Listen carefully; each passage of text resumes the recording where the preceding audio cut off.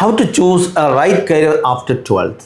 വിദ്യാർത്ഥികൾ പൊതുവെ അന്വേഷിക്കുന്ന വളരെ പ്രധാനപ്പെട്ട ചോദ്യമാണ്, പ്രത്യേകിച്ച് 12th 10th ഒക്കെ റിസൾട്ട് വന്നതിന് ശേഷം ഏത് സ്ട്രീം സെലക്ട് ചെയ്യുമെന്ന് 10th-കാരും ഏത് കരിയർ ചോയ്സസ് ആയിരിക്കും 12th-ന് ശേഷമുള്ളതും എന്നത് നിലക്കാത്ത നിരന്തരമായ അന്വേഷണമാണ്. ഈ അന്വേഷണത്തിൽ എന്താണ് നിങ്ങൾ ചെയ്യേണ്ടത്, നിങ്ങൾ ചെയ്യേണ്ട വർക്കുകൾ എന്താണ്, ഏതൊക്കെയാണ് കോഴ്സുകൾ? നോക്ക്, സയൻസുമായിട്ട് ബന്ധപ്പെട്ട കോഴ്സുകളെ കുറിച്ച് അന്വേഷിക്കുമ്പോൾ ഒരു പാരാവാരം കണക്കിങ്ങനെ കിടക്കുന്ന കോഴ്സുകളാണ്. എൻജിനീയറിംഗ് തന്നെ 120ഓളം ബിടെക് പ്രോഗ്രാമുകൾ ഇന്ത്യയിൽ, കേരളത്തിൽ മാത്രം 50-ലധികം കോഴ്സുകൾ. ഇതിൽ ഏതാണ് ഏറ്റവും ബെസ്റ്റ്? ഇലക്ട്രിക്കലാണോ മെക്കാനിക്കലാണോ? മെക്കാനിക്കൽ എടുത്തു കഴിഞ്ഞാൽ സിവിലാണോ നല്ലത്? Then electronics and communication, chemical, then computer science, computer science തന്നെ വീണ്ടും data science, AI, machine learning, then അതുപോലെ business, computer science with business, computer science with designing, computer science with electronics, ഇങ്ങനെ കോഴ്സുകൾ നമുക്ക് കാണാൻ പറ്റും. ദെൻ അതുപോലെ തന്നെ ഇതിൽ ഏതാണ് നല്ലത്? ന്യൂ ജെൻ പ്രോഗ്രാമുകളിലേക്ക് പോകണ്ടേ? AI ഇങ്ങനെ എടുക്കുന്നതാണോ നല്ലത്, അതോ ഇൻ്റഗ്രേറ്റ് ചെയ്യുന്നതാണോ നല്ലത്? ഇത്തരം ചോദ്യങ്ങൾ നിരന്തരമായി വിദ്യാർത്ഥികളുടെ മനസ്സിലുണ്ടാവും. ദെൻ ചില ആളുകൾ വന്നിട്ട് ചോദിക്കും, കമ്പ്യൂട്ടർ സയൻസ് ആണ് ഇൻട്രസ്റ്റ്, IT ആണ് ഇഷ്ടം, പക്ഷേ ബിടെക് പോകാൻ താല്പര്യമില്ല, കാരണം ബിടെക്കിൽ ഒരുപാട് പഠിക്കാനുണ്ട്. അങ്ങനെയാണെങ്കിൽ BSc കമ്പ്യൂട്ടർ സയൻസും BCAയും പോയാലോ? BCAയും BSc കമ്പ്യൂട്ടർ സയൻസും കൊടുത്താൽ ഇതിലേതാണ് ഏറ്റവും നല്ലത്? ബിടെക്കും BCAയും കമ്പയർ ചെയ്യുമ്പോൾ വളരെ മോശമാണോ BCA?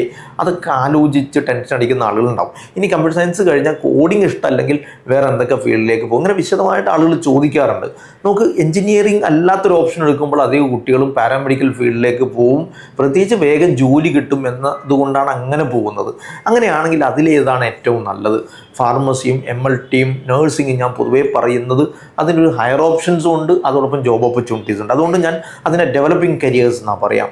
അതേ സമയത്ത് cardiac vascular technology, imaging technology, radio therapy technology, medical radiological technology, then അതുപോലെ തന്നെ anaesthesia and operation theatre technology, then അതേപോലെ നമുക്ക് സമാനമായിട്ട് പറയാൻ പറ്റുന്ന റെസിപ്പിറേറ്ററി, ദെൻ എമർജൻസി കെയർ ഒക്കെ പോലുള്ള കോഴ്സുകളുണ്ട്. ഇതെല്ലാം ഒരു ജോബ് ഓറിയൻറ്റഡ് ആണെങ്കിലും ഹയർ സ്റ്റഡീസ് ഓപ്ഷൻസ് ഇല്ല എന്നതുകൊണ്ട് ഇതിനെ നോൺ ഡെവലപ്പിംഗ് കരിയറായിട്ടാണ് പരിഗണിക്കുന്നത്. നമുക്ക് ഇതുപോലെ തന്നെ രസകരമായ മറ്റ് ചില കോഴ്സുകൾ, optometry, then clinical perfusion, blood banking പോലുള്ള കോഴ്സുകൾ. അത്തരം കോഴ്സുകളെ കുറിച്ച് നിങ്ങൾ മനസ്സിലാക്കേണ്ടത് സാച്ചുറേറ്റഡ് ആണ് എന്ന് വെച്ചാൽ ഓപ്പണിങ്സ് ഉണ്ടോ ഇല്ലേ എന്ന കാര്യത്തിൽ വളരെ കൃത്യമായ ധാരണയില്ലാതെ അതിലേക്ക് പോയാൽ ബുദ്ധിമുട്ടാവും. ദെൻ അലൈഡ് സയൻസ് കോഴ്സുകൾ ഒരുപാടുണ്ട്, അഗ്രികൾച്ചറും ഫിഷറീസും ഫോറസ്റ്റിയൊക്കെ ഉള്ളത്. ദെൻ കൊമേഴ്സിലേക്ക് വരുമ്പോൾ, കൊമേഴ്സാണ് പൊതുവെ കൊമേഴ്സ് ചൂസ് ചെയ്യുന്നത് എന്തുകൊണ്ടാണ്? പഠിക്കാൻ വലിയ ബുദ്ധിമുട്ടില്ല, എന്നാൽ കരിയർ വേഗമാവാം. കൊമേഴ്സിനെ കുറിച്ചുള്ള എൻ്റെ ഒരു ഫീലിംഗ് എന്ന് വെച്ചാൽ വേഗം ജോലിയാക്കാൻ പറ്റുന്നതും ഹയർ സ്റ്റഡീസ് ഓപ്ഷൻസ് റിലേറ്റീവ്ലി വ്യത്യസ്തമായ ഫിനാൻസുമായിട്ടും മാനേജ്മെൻറ്റുമായിട്ടും കണക്റ്റഡ് ആയ പ്രോഗ്രാമുകളുണ്ട് എന്നതുമാണ് സത്യത്തിൽ ഈ കൊമേഴ്സിനെ ഏറ്റവും മനോഹരമാക്കുന്നത്. പെട്ടെന്ന് വേഗം പഠിച്ച് വേഗം ജോലിയാക്കാൻ പറ്റുന്ന ഷോർട്ട് ടൈം കോഴ്സുകൾ ഒരുപാട് ഈ കൊമേഴ്സുമായിട്ട് കണക്ട് ചെയ്യാം. ദെൻ അതുപോലെ തന്നെ വലിയ ബുദ്ധിമുട്ടില്ലാതെ ഗവൺമെൻറ് ജോബ് ഓപ്പർച്യൂണിറ്റീസ് മാക്സിമം കിട്ടുന്നു എന്നതാണ് BCOM-നെ കുറിച്ച് പൊതുവെ ആളുകൾ പറയുന്ന ഒരു പോസിറ്റീവ് സൈഡ്. ഈ പോസിറ്റീവ് സൈഡുകളൊക്കെ വെച്ചുകൊണ്ട് ആലോചിച്ച് കഴിഞ്ഞാൽ അക്കൗണ്ടൻസിയും ബിസിനസ് സ്റ്റഡീസും കൊമേഴ്സിൻ്റെ ട്രംപ് കാർഡുകളാണ്, തുറുപ്പ് ചീട്ടുകളാണ്. മാത്രമല്ല അത് വെച്ചുകൊണ്ടാണ് ഓപ്പർച്യൂണിറ്റീസ് കൂടുതൽ സൃഷ്ടിച്ചെടുക്കുന്നതും. ആ അർത്ഥത്തിൽ അതിനെ കാണാം. സിവിൽ സർവീസ് ഒക്കെ പോലുള്ള social work, psychology, then HR, human resource management ഒക്കെ ആയിട്ട് കണക്റ്റഡ് ആയിട്ട് പറയുമ്പോൾ നമ്മൾ പൊതുവേ ഈ ഹ്യൂമാനിറ്റീസിലേക്ക് മാറുന്ന ഒരു സീൻ നമുക്ക് കാണാൻ പറ്റും. ഹ്യൂമാനിറ്റീസിലേക്ക് മാറുമ്പോൾ സ്പെസിഫിക് ആയിട്ട് ഇക്കണോമിക്സും സോഷ്യോളജിയും സൈക്കോളജിയാണ് അതിൻ്റെ കോർ കരിയേഴ്സ് എന്ന് വേണമെങ്കിൽ പറയാം. ഇക്കണോമിക്സിൽ ഒരുപാട് ഹയർ ഓപ്ഷൻസും, ഇക്കണോമിക്സ് വന്ന് ലോകത്ത് ഏറ്റവും മികച്ച ജോബുകളിൽ എത്തിപ്പെട്ട ഒരുപാട് ആളുകൾ, പ്രത്യേകിച്ച് UN careers, civil service, HR, government സർവീസുകളിൽ സ്പെസിഫിക് ആയ ചില ഏരിയകൾ, കേരള അഡ്മിനിസ്ട്രേറ്റീവ് സർവീസ് പോലെ. ദെൻ അതെല്ലാവർക്കും ചെയ്യാം. എങ്കിൽ പോലും ഹ്യൂമാനിറ്റീസുകാർ പൊതുവേ അതിനെ ചൂസ് ചെയ്യുന്നത് നമുക്ക് കാണാൻ പറ്റും. കൊമേഴ്സുകാർ ബാങ്കിങ് ജോബുകളിലേക്ക് പോകുന്നത് പോലെ എഞ്ചിനീയറിംഗുകാർ റെയിൽവേയും അനുബന്ധ കുറച്ചുകൂടി ടെക്നോളജി ഓറിയൻറ്റഡായ കരിയറുകളിലേക്കൊക്കെ പോകുന്നത് പോലെ ചൂസ് ചെയ്യാൻ പറ്റിയ ഒരുപാട് മേഖലകൾ നമുക്ക് ഈ ഒരു കൊമേഴ്സും ഹ്യൂമാനിറ്റീസും സയൻസുമായിട്ട് ബന്ധപ്പെട്ട് നമുക്ക് സംസാരിക്കാൻ പറ്റും. അപ്പോൾ ഇത്തരം കോഴ്സുകൾ സെലക്ട് ചെയ്യുന്നതിന് മുമ്പ് 12th-കാർക്ക് പൊതുവെ ഉണ്ടാകുന്ന ഒരു കൺഫ്യൂഷൻ എന്താ? ഏതെടുക്കണം, ഏതാണ് ഏറ്റവും നല്ലത്, എങ്ങനെ ചൂസ് ചെയ്യും?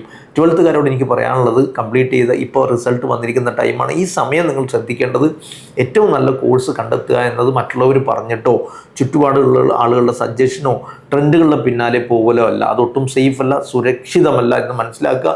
ഏത് കോഴ്സും നന്നാവുന്നത് അത് ചെയ്യുന്ന ആളുകളുടെ ആറ്റിറ്റ്യൂഡും ആപ്റ്റിറ്റ്യൂഡും അനുസരിച്ചാണ്. അതുകൊണ്ട് ആദ്യം നിങ്ങൾ ചെയ്യേണ്ടത് സുരക്ഷിതമായൊരു കരിയറിലേക്ക് എത്താൻ നിങ്ങളുടെ സ്വന്തം സ്കില്ല് ഐഡൻറ്റിഫൈ ചെയ്ത് അഭിരുചി പരീക്ഷകൾ സയൻറ്റിഫിക്കായിട്ട് ചെയ്ത് ആ മേഖലയിൽ ഒരുപാട് നാളത്തെ പരിചയമുള്ള ആളുകളായിട്ട് കമ്മ്യൂണിക്കേറ്റ് ചെയ്ത് നിങ്ങൾ ചെയ്ത ടെസ്റ്റിൻ്റെ റിസൾട്ടിനെ ബേസ് ചെയ്യുന്നൊരു കമ്മ്യൂണിക്കേഷൻ കൃത്യമായിട്ട് നടക്കുക. മിനിമം ഒരു 25-30 മിനിറ്റൊക്കെ ഇരുന്ന് സംസാരിക്കാൻ പറ്റുന്ന രീതിയിലുള്ളൊരു സിറ്റിംഗ് നിങ്ങൾ തിരഞ്ഞെടുത്ത് പോയാൽ തീർച്ചയായിട്ടും നിങ്ങൾക്ക് പറ്റിയ ഏറ്റവും അനുയോജ്യമായ കരിയർ നിങ്ങൾക്ക് കണ്ടെത്താൻ പറ്റും. അങ്ങനെ കണ്ടെത്താൻ പറ്റട്ടെ എന്ന് ആശംസിക്കുന്നു. Bye bye. Career Guru, moulding your future.